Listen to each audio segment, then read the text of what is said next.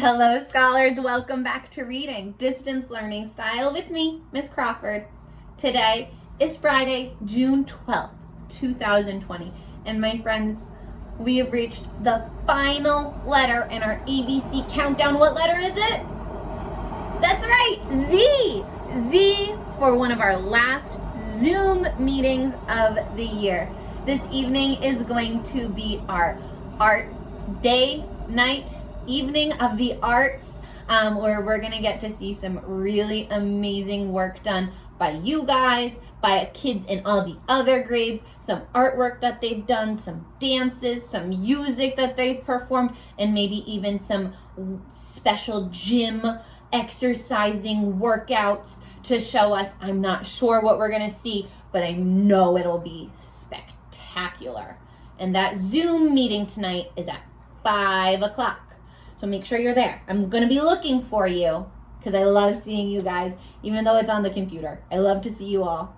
My friends, today we are going to be reading another book, and we are trying to, a fiction book, and we are trying to figure out if this book is fantasy fiction or realistic fiction. Now, just a reminder, fantasy fiction, what kind of stuff is happening in a fantasy fiction book? Whisper those ideas out loud to yourself. Yeah, there's magic happening, maybe some talking animals, maybe crazy creatures like aliens are in that book, or magical creatures like unicorns.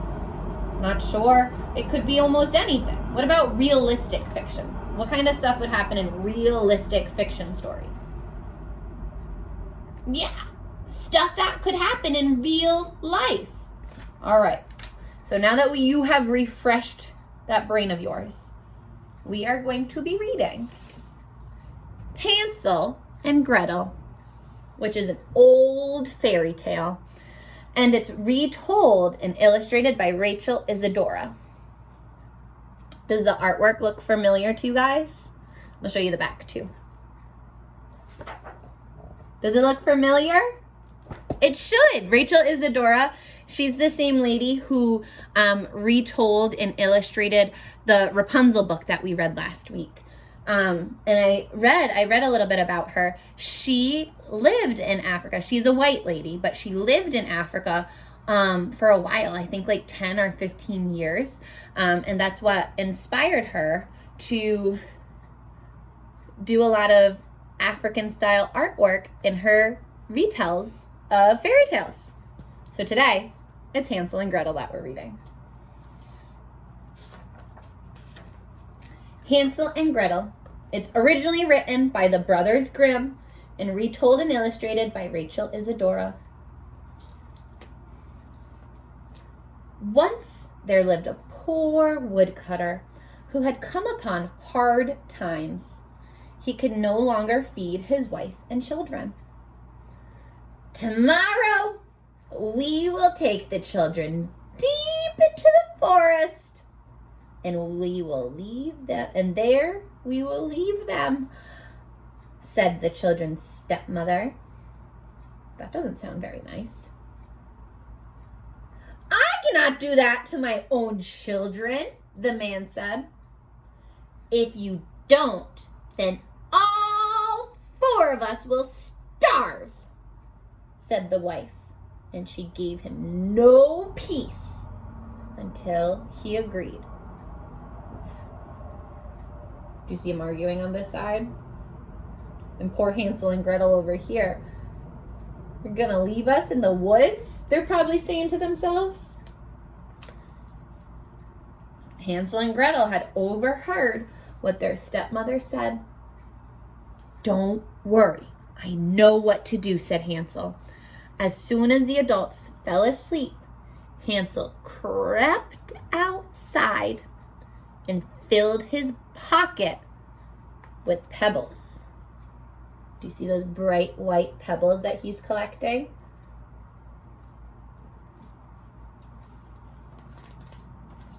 The next morning, the stepmother woke Hansel and Gretel. She told them they were going to collect wood and gave them each a small piece of bread.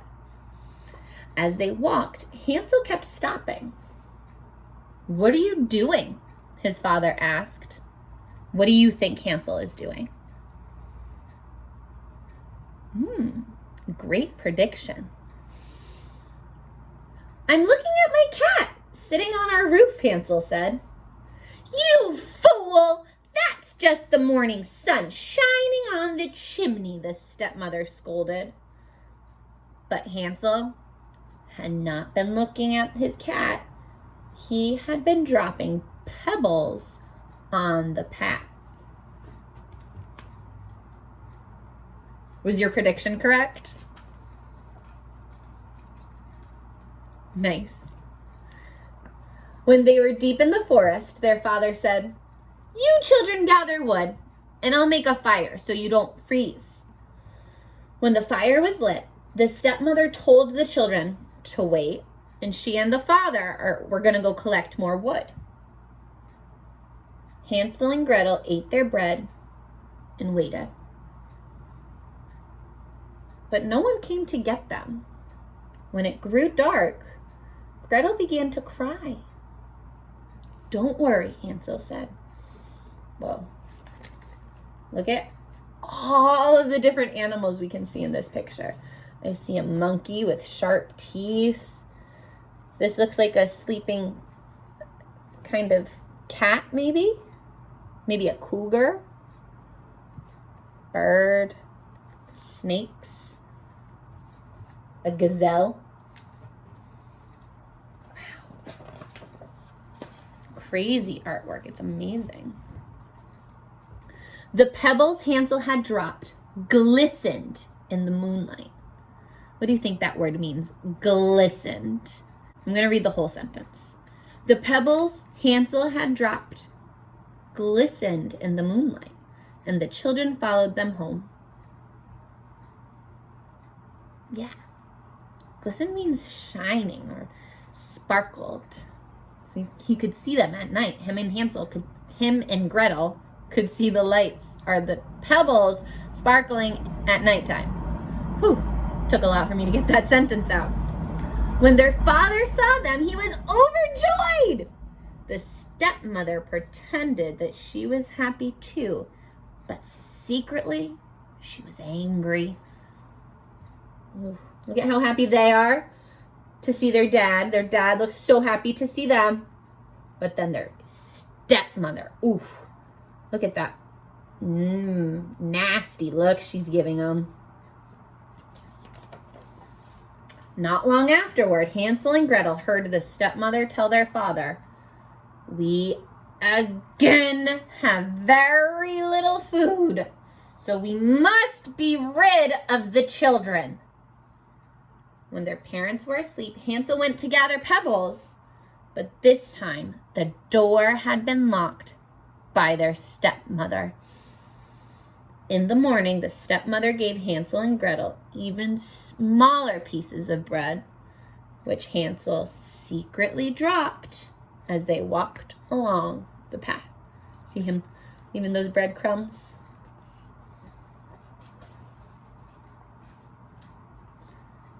Now the children were left even deeper in the forest.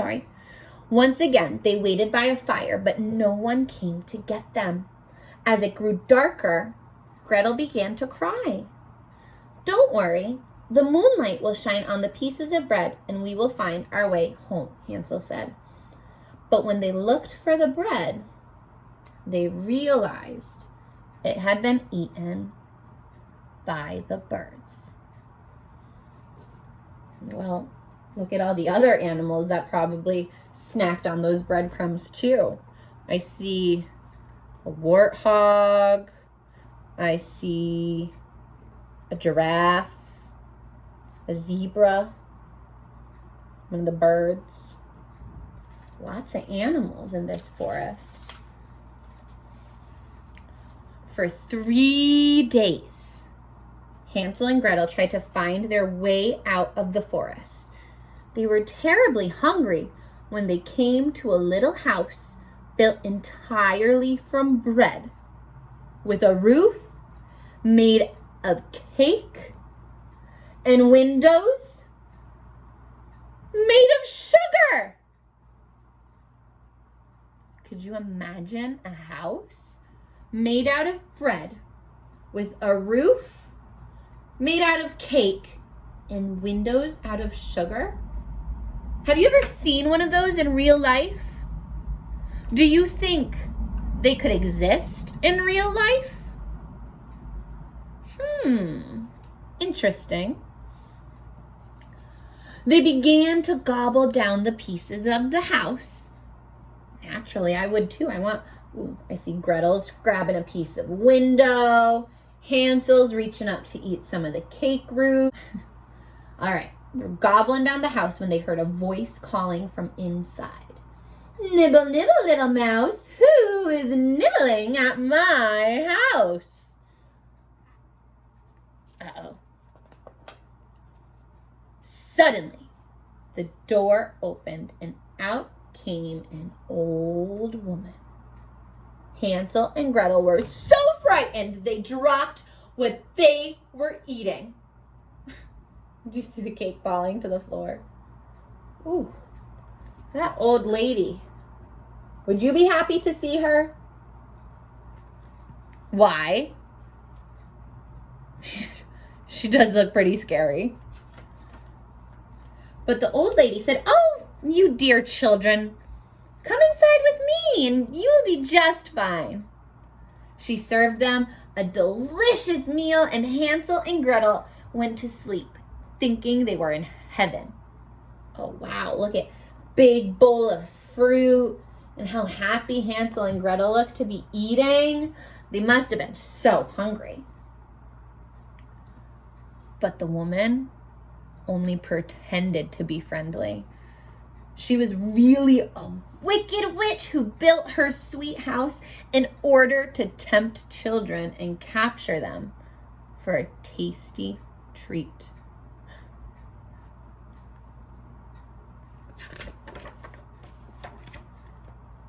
While Hansel and Gretel slept, the witch looked at them. They will be a good mouthful, she said. In the morning, she grabbed Hansel and locked him in a cage. She ordered Gretel to cook for her brother so he could be fattened up. She wants to eat him and Gretel. Gosh, I hope this wouldn't happen in real life, would it? It's scary if it would.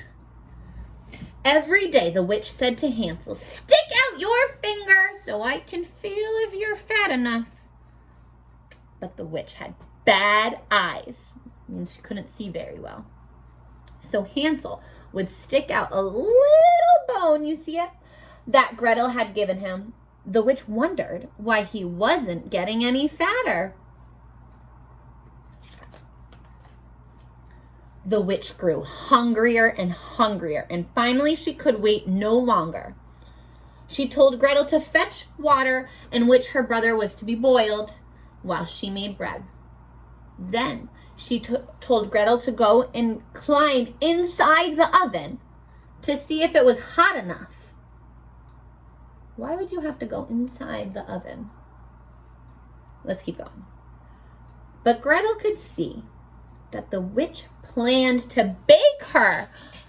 Oh, the witch was trying to trick Gretel. So she said, "I don't know how. Will you show me?" Here's the oven.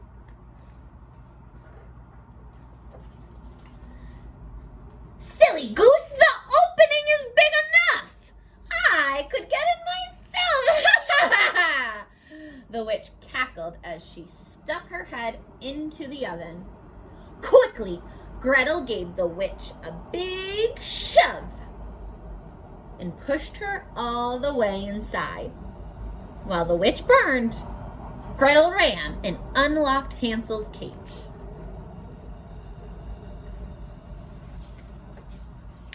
Hansel and Gretel jumped for joy and filled their pockets with the witch's precious stones and pearls. When they found their way back home, their father rejoiced to see them. for he had not had a happy day since they had been gone. During their time away, their stepmother had disappeared. Now all their cares were at an end, and they all lived happily ever after. Excuse me. The end. Now, my friends, Hansel and Gretel, a very old fairy tale.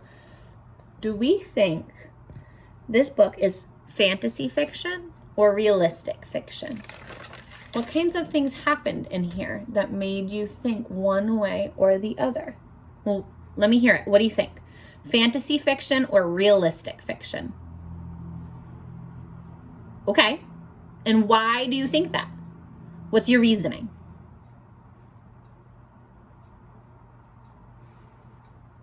Nice. All right, my friends.